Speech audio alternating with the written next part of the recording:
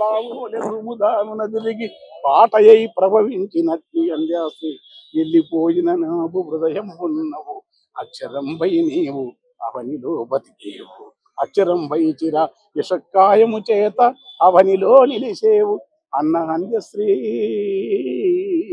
నిన్ను అన్న అంద్యశ్రీ నిన్ను అన్న అంద్యశ్రీ నిన్ను ఎన్నటికీ ఈ జగతి మరువనంత మంచి సత్కవి నీవని హృదయ లోతుల నుంచి వచ్చింది ఈ మాట ఎప్పటికీ చెరగదు మన కవన పూబాట. నేను రాస్తే గోరటంక రాలేకు నేను రానని చెప్పేది ఆయన 10 సార్లు మాట రాస్తే మా ఇద్దరికే పోటీ అనేది ఆయన అనేది అంతే అందే గోరటంకనతో పోటీ నేను కూడా అంజనతోనే పోటీ అనుకునేది అంతే.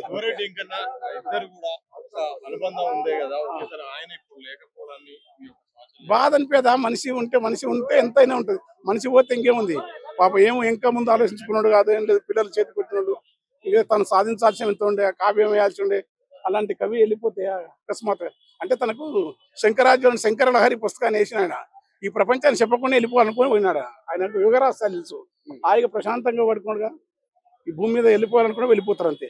నిప్పుల వాగు ఈ పుస్తకం గురించి అది అవి నేను దాని మీద చర్చ చేయను. నిప్పుల వాగులు అందరి పాటలు మా అందరి పాటలు వేసినా ఆయన పాటలు ఎక్కువ వేసినా అయినా ఏం కాదు కవిగా తను వేస్తున్నాడు తను కష్టపడి తన పాటలు వేసుకున్నాడు. ఆ నిప్పుల వాగు అనేది అతని కష్టపడి సంపాదకత్వం ఇచ్చిన పుస్తకం తెలంగాణ పాటకన్ని సేకరించేసిన పుస్తకం నిప్పుల వాగు. చాలా కింది స్థాయి నుంచి గొర్రెలు కాసుకుని లేకపోతే బర్రెలు కాసుకుని ఒక చదువు లేని వాడు ఇంత స్థాయికి ఎదిగాడంటే అసలు తెలంగాణలో అందరూ గొర్రెలు కాసుకుంటారు బర్రెలు కాసుకుంటూ రాసినారు.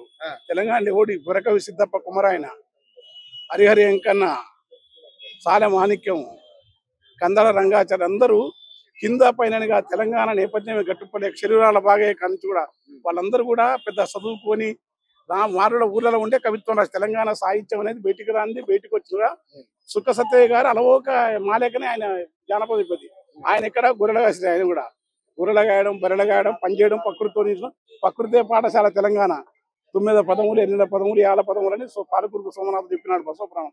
అట్లాంటి నేపథ్యం తెలంగాణ నేలకుంది. ఒగ్గు కథలు కీర్తనలు యక్షగానాలు అచల గురువులు సాంఖ్య గురువులు అమనస్క గురువులు సిద్ధ సంప్రదాయం మహత్తరమైన వారసత్వం సిద్ధనాగారిని పుట్టిన కనుక ఇక్కడ అక్షరం పొంగి వస్తుంది.